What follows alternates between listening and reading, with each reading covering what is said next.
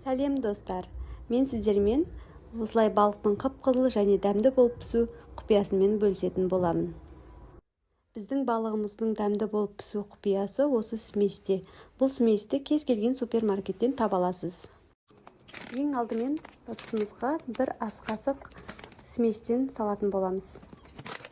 Келесі бізде лимон соғын немесе лимон қышқылынан шым-шым қосып жақсылап араластырамыз. Және оның үстіне салқын су құйып, ұнымыз біркелкі болғанша араластырамыз.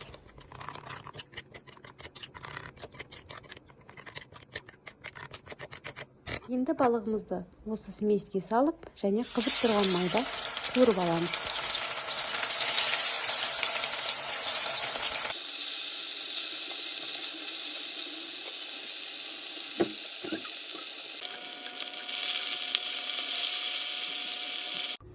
Достар, балықтарыңызды осылай көк шөптермен безендіріп ұсынуыңызға болады.